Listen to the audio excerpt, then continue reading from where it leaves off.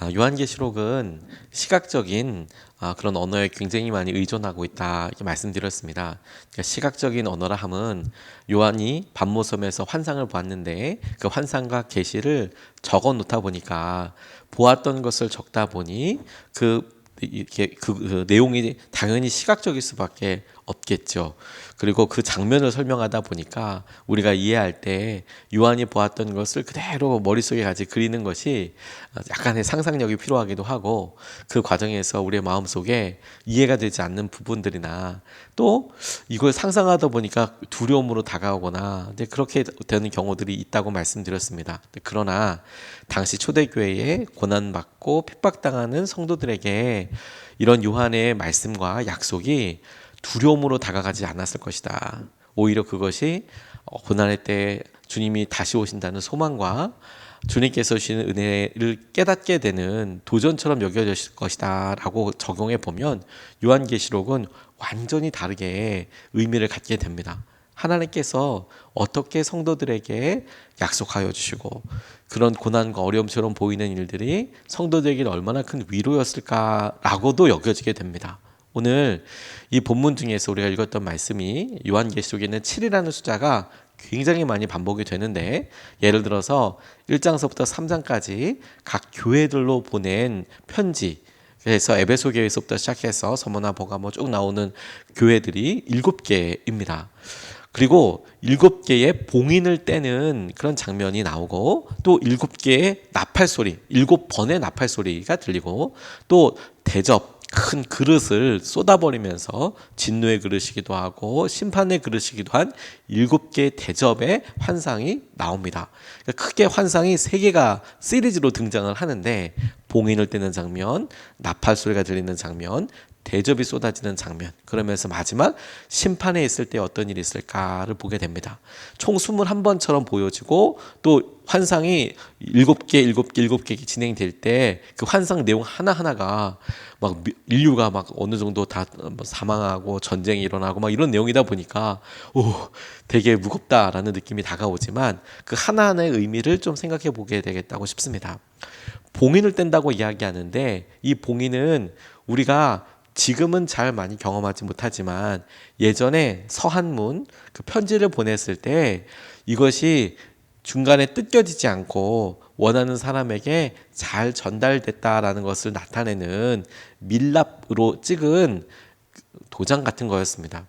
그러니까 종이 사이가 떨어지지 말라고, 열어보지 말라고, 우리 마치 인비 처리하듯이 추천서나 혹은 중요한 서류를 이렇게 보낼 때 서류에다가 이렇게 인비 처리하지 않습니까? 도장을 찍고 그 위에다가 이렇게 스카치 테이프를 붙여서 다른 사람들은 못 띄워보게 하는 것처럼, 당시에는 서간문을 이렇게 편지를 보낼 때 그 연결되는 부분에 종이가 접혀져 있는 부분이나 뚜껑을 이렇게 봉투를 열 때 밀랍을 녹여서 거기에다 도장을 딱 찍었어요.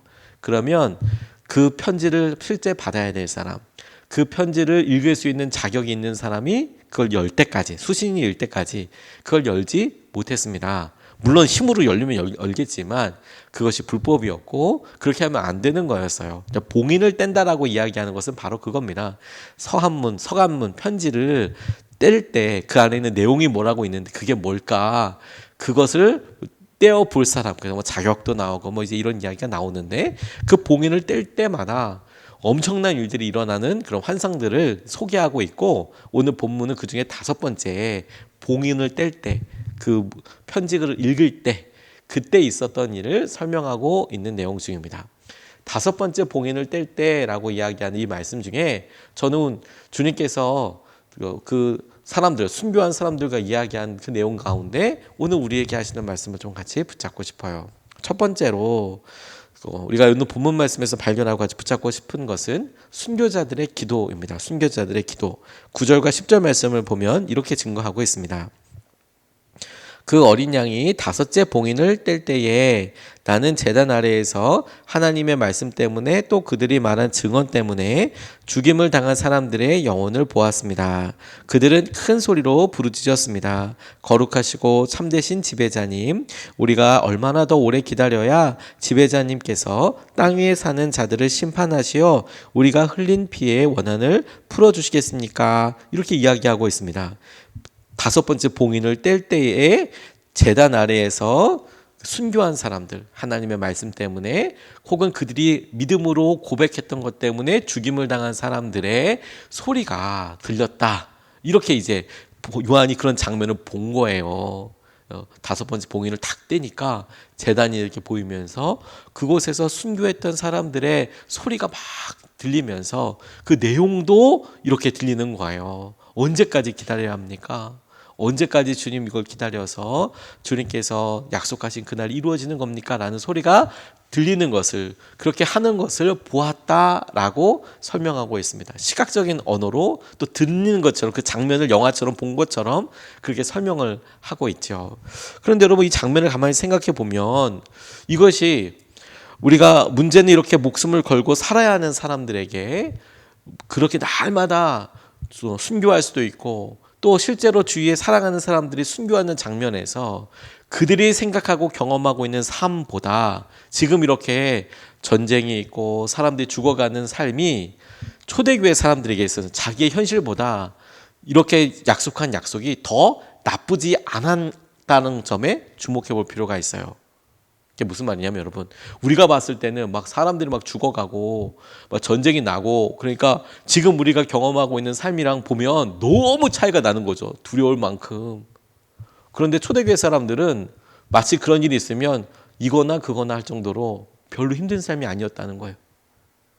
그러니까 우리가 지금 이 요한계시록에서 나오고 있는 계시들을 하나 생각해 보면 마지막 날의 삶이 너무 끔찍하고 너무 두렵고 너무 힘들 것 같다고 상상이 드는데, 초대교회 사람들은 그들의 삶 자체가 그거보다 훨씬 더 힘들었기 때문에 오히려 그게 소망처럼 다가왔다는 거예요.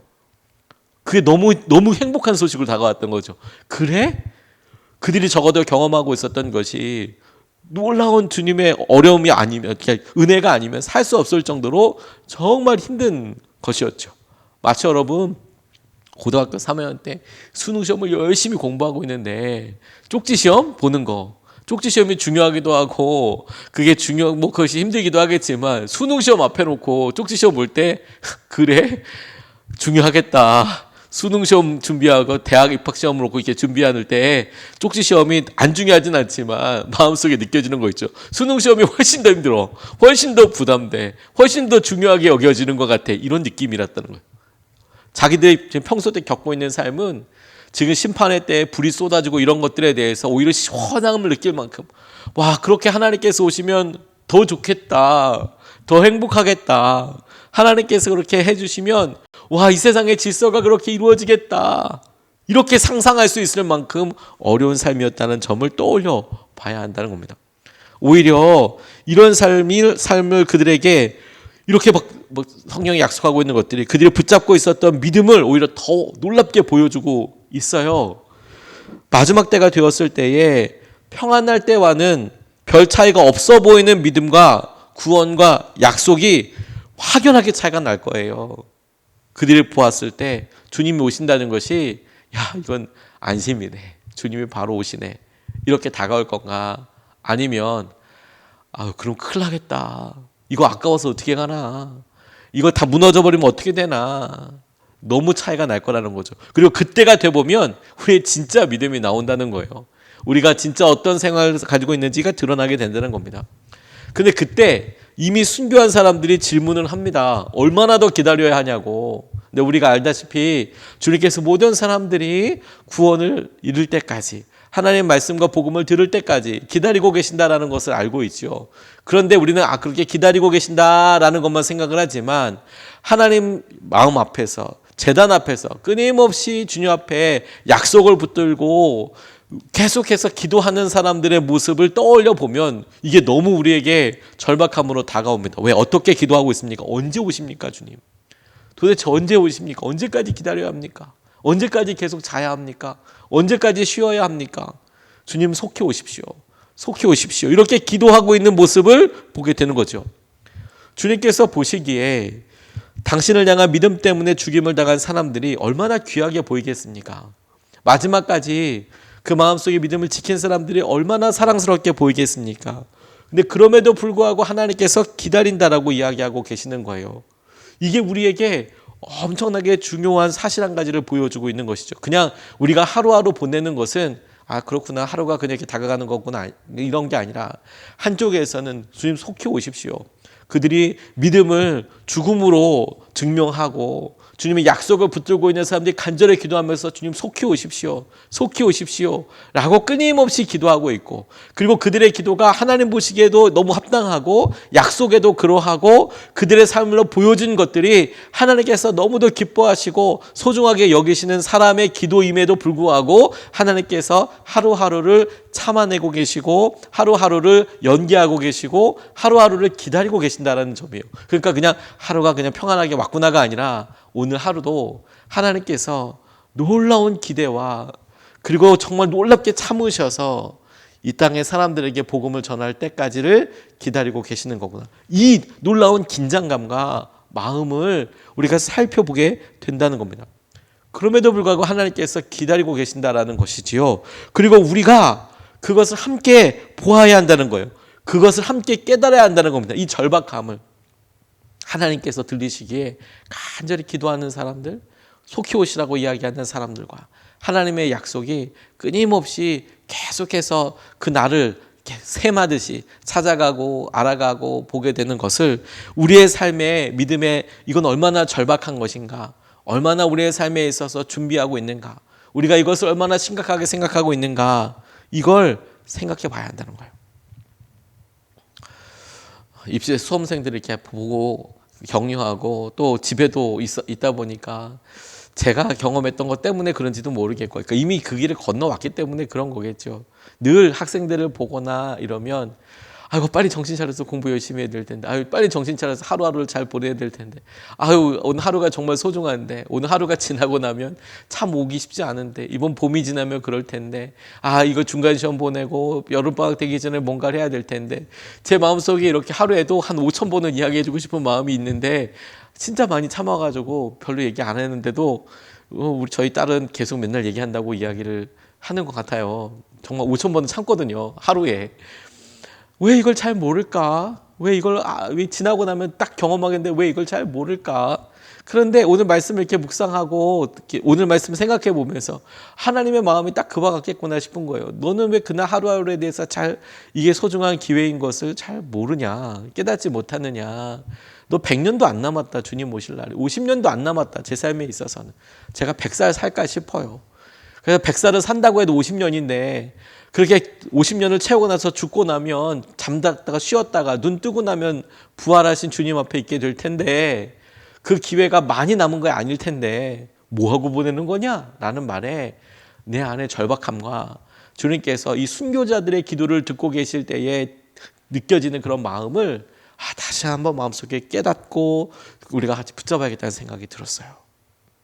그리고 두 번째로 하신 말씀에 같이 귀 기울이고 싶어요.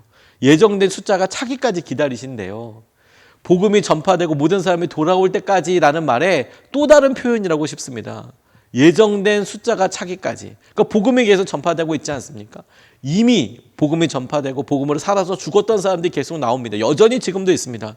근데 주님이 기다리시는 이유가 모든 사람들에게 복음이 전파될 때까지와 똑같은 의미인데 이렇게 표현하고 계시는 거예요. 11절 말씀을 보면 그리고 그들은 흰 두루마리를 한 번씩 받아가지고 있었습니다. 그들은 그들과 같은 동료 종들과 그들의 형제 자매들 가운데서 그들과 같이 죽임을 당하기로 되어 있는 사람의 수가 차기까지 아직도 더 쉬워야 한다는 말씀을 들었습니다. 라고 그가 본 거예요. 요한이 본 거예요. 그 장면을 영화를 보는 것처럼 보고 적었는데 하나님과 그 사람들과의 대화가 들린 거예요. 여전히 기다려야 한다고. 아직까지 죽임을 당하기로 예정되어 있는 사람의 숫자가 다 채워질 때까지 좀만 더 기다려라. 이렇게 이야기하고 계시는 거예요. 저는 하나님께서 그냥 하나님의 사랑과 은혜로 기다리시는 것만을 생각하고 있는데, 이 요한계시록은 똑같은 표현을 그것의 칼자루가 마치 오늘 믿음 생활을 하고 있는 우리에게 달려있는 것처럼 말씀하고 계세요. 여전히 복음은 사람들 사이에서 갈등처럼 다가와서 믿음을 선택하는 것이 목숨을 걸어야 할 만큼 힘든 어려운 상황들이 있는데, 그 힘든 상황에서 순교할 사람, 그런 사람들의 숫자가 차기까지 하나님께서 기다리고 계신다, 이렇게 이야기하고 계시는 거예요. 믿음의 사람들의 수가 찰 때까지라고 이야기하고 계시는 거죠. 하나님께서 그들의 기도와 간구를 들어 계시고 그들의 마음을 기억하고 계신다는 점을 떠올려 봅니다. 이건 참 되게 마음속에 절박함과 간절함을 다시 일으키게 하는 것이죠. 아, 이거 주님께서 우리에게 하시고 이끌어주시는 것을 보게 하신다. 우리가 다음 주에 14만 4천 명에 대한 이야기를 잠깐 살피겠지만, 그 14만 4천 명이라는 이야기를 듣고 어떤 이단은 자기들이 14만 4천 명 채운다고 이야기하지만 이게 말도 되지 않는 게, 예수님 살아 당시서부터 시작해서, 아니 그 전부터 지금까지 정말 14만 4천 명이 만 구원을 받는 거라고 한다면 한 세대에 몇십 명이 아니라 몇 명 구원 못 받습니다. 몇 명. 한 세대에. 지금 우리가 50억이 산다, 60억이 산다고 이야기하는데, 물론 1000년 전, 2000년 전에는 50억, 60억이 살진 않았겠지만, 그럼에도 불구하고 복음이 선포되고 그 복음대로 살았던 사람들 중에서 한 시기에, 한 해에 몇 사람 구원 못 받아요. 마치 여러분, 우리가 무슨 시험을 보고 이렇게 하는데 입사 경쟁률이, 혹은 어디 들어가려고 하는 아파트 당첨률이 200대 1, 몇백 대 1 이런다고 하는 것과도 비교조차 되지 않아요. 몇 천만 대 1, 몇 억분의 1, 이렇게밖에 안 돼요. 이렇게밖에 안 돼요. 엄청난 거죠. 엄청난 거죠. 수없이 많은 무리들이 있다라고 이야기할 때 하나님께서, 그런데 순교자의 수가 채워진다라고 이야기할 때 저는 이게 덜컥 제 마음속에 우리의 믿음을 보시고, 우리의 믿음이 주님께서 마지막 때를 기다리고 확인하기 원하시는 믿음에 속해 있는가, 그런 것을 질문해 보니까 제 마음속에 하나님 앞에 간절한 뿐만 아니라 믿음을 점검해 보게 되더라고요. 그런데 문득 그런 마음과 함께 이런 마음도 솔직히 들었어요. 진짜 정말 순교하는 자리가 되면 그러면 어떨까, 이런 질문들이 들더라고요. 근데 여러분, 원한다고 순교가 아무한테나 그 은혜가 주어지는 게 아니더라고요. 하나님이 원하시고 은혜를 베풀어 주신 사람들만 할 수 있어요. 그리고 할 수 있는 능력도 주시는 거더라고요. 제가 주기철 목사님, 손양원 목사님 너무 존경하고 사랑하고 그 모습을 담기 위해서 이렇게 유심히 보다 보니까, 이 주기철 목사님도 처음서부터 믿음이 놀라운 분량이 있었던 게 아니고 고난과 어려움 가운데 선택하고 말씀 전하고 살다 보니까 순교의 자리까지 그렇게 가게 되시는 거더라고요. 손양원 목사님 똑같이 신사참배 거부하셨어요. 그런데 순교하지 않으셨어요. 손양원 목사님 신사참배 때문에 옥고를 치르시고 엄청 고난 당하셨지만 신사참배 때문에 돌아가신 게 아니에요. 순교한 게. 그럼 언제 돌아가셨느냐? 여순반란 사건이라고, 그 이후에 우리나라에 정말 힘들고 어려운 일들이 이렇게 확 드러나게 됐을 때, 남북이 지금 분단되어 있지만 이념으로, 이데올로기로 분단되어서, 그리고 북쪽에 있는 그 막시즘, 마르크스주의의 영향력을 받은 사람들이 이 땅에서 막 이렇게 일어나는 폭력적인 이런 일들이 있었거든요. 그때 죽임을 당하신 거예요. 신사참배 때문에 돌아가신 게 아니에요. 그런데 그분이 사랑으로서 보여주셨던 일을 보고 모든 사람들이 그것을 순교라고 생각하잖아요. 실제 전쟁은 끝났지만 그 상황 자체가 전쟁과 같은 상황이었어요. 많은 청년들이 죽었고요. 물어보면서 저 사람은 적이라고 생각해서 죽였고, 그거 끝난 다음에 또 그렇게 빨갱이라고 또 많은 사람들 거꾸로 또 복수하듯이 다 죽였어요. 근데 그 상황에서 자기 아들 죽인 사람 살려달라고 탄원하고 이야기했던 분이잖아요. 근데 정작 본인은 또 그래서 죽임을 당해요. 그걸 가만 보면, 내가 원한다고 내가 순교의 자리에 있어야 된다고 해서 순교가 허락되는 것도 아니고, 하나님께서 그 상황에, 그 시기에 그 사람을 통해서 영광을 받으시는구나. 얼마나 믿으셨으면 그런 자리를 허락해 주신 건가. 얼마나 허락해 주신 건가. 여러분, 우리가 그 일제시대 때 신사참배하신 분들 대단하다고 생각하잖아요. 그런데 그분들이 몇 분일 것 같습니까? 물론 많은 분들이, 우리가 알지 못하는 분들이 순교하셨겠지만 기록에 남아있는 분들은 53명인가 그렇습니다. 100명이 채 되지 않습니다. 순교, 그러니까 옥고를 치르시고 순교하신 분들이 100명이, 50명 조금 넘어요. 60명이 되지 않습니다. 이름이 알려진 분들만. 그렇게 많지 않아요. 순교자의 수가 설 때까지 그 당시에 한국이 100만 명이 넘고 뭐 몇백만 명의 인구라고 하더라도, 그럼 그 중에서 구원받은 사람 숫자 세어보면 몇 명이었을 거라고 생각합니까? 그런 식으로 다가간다면 정말 은혜 아니면 우리가 살 수가 없죠. 은혜 아니면 살 수가 없죠. 그래서 우리의 믿음을 확인하고 보아야 한다는 거예요. 순교를 하나님께서 허락하여 주신 것이고, 그것을 사모하고 사랑하는 것에서 그냥 안심만을 구하는 게 아니라, 하나님 이게 은혜인 거군요. 고난을 겪고 살아가게 될 때 하나님께서 주신 은혜를 누리게 되는 거군요. 지금 우리들이 살고 있는 시기는 비록 우크라이나와 러시아 전쟁이 있지만, 그럼에도 불구하고 우리 대한민국, 저와 여러분들이 살고 있는 시기가 전쟁 없이, 진짜 우리 부모님의 그 부모님이 전쟁을 경험하셨지만 전쟁을 경험하지 않은 전후 세대들이 살아가고 있는 거의 유일한 세대예요. 우리가 직접 전쟁에 참여하지 않는, 그나마 월남 전쟁 빼고 우리가 직접 우리 땅에서 전쟁을 경험하지 않은 거의 유일무이한 그런 세대입니다. 계속해서 이 한반도 내에서 전쟁이 있었어요. 여러분, 그게 100년도 되지 않았습니다. 6.25 전쟁이. 그런 시기에 우리는 너무 평안하다고 생각하고 있는 거죠. 그래서 괜찮다고 생각하지만 초대교회 사람들은 날마다 전쟁보다 더 끔찍한 박해와 어려움 가운데 살면서 주님 오십시오. 주님 오십시오. 전쟁이 일어나건 사람들의 3분의 2가 죽던 이것보다 힘들지 않을 거야. 이것보다는 어렵지 않을 거야. 그런 마음에서 오히려 이렇게 하나님께서 심판하신다는 것이 이 초대교회 사람들한테는 너무 큰 희망인 거죠. 주님이 오신대. 주님이 드디어 오신대. 우리에게 이것이 주님을 향한 갈망이고, 우리에게 절박한 주님을 향한 고백을 회복하게 되는 동기이고 중심이고 기준이 되었으면 좋겠습니다. 두 가지 말씀을 같이 나눴습니다. 순교자들의 기도, 주님 오십시오라고 기도하고 있는 그 기도와 하나님께서 기다리고 계시는 것 사이에 그 놀라운 긴장감을 우리가 좀 같이 느껴보고 싶습니다. 주님 오시고자 하실 때 간절히 구하는 사람들의 기도와 하나님이 참고 계신 것에 대한 긴장감. 두 번째, 예정된 사람의 수가 차기까지 순교하기로, 하나님 우리에게도 그런 믿음과 은혜를 주셔서 주님 속히 오시고, 주님 이 땅을 내가 지금 경험하고 있는 환경 내에서 평안이다, 이대로 현상 유지가 되는 것, 거기에 아둥바둥 살아가는 것이 아니고 주님 오실 것과 은혜를 누리는 삶을 살게 하여 주십시오. 그렇게 같이 기도하고 싶습니다. 두 가지로 나눠서 기도하고 싶습니다. 첫 번째, 주님 약속하신 대로 이 땅에 속히 다시 오셔서 악한 것들을 회복시키시고 사랑과 진리로 다스리십시오. 약속하신 대로 이 땅에 다시 오셔서 악한 것들을 다 심판하시고 회복시키시고 사랑과 진리로 다스리는 하나님의 나라가 속히 오게 하여 주십시오. 우리도 이렇게 같이 함께 기도하겠습니다. 같이 기도하겠습니다.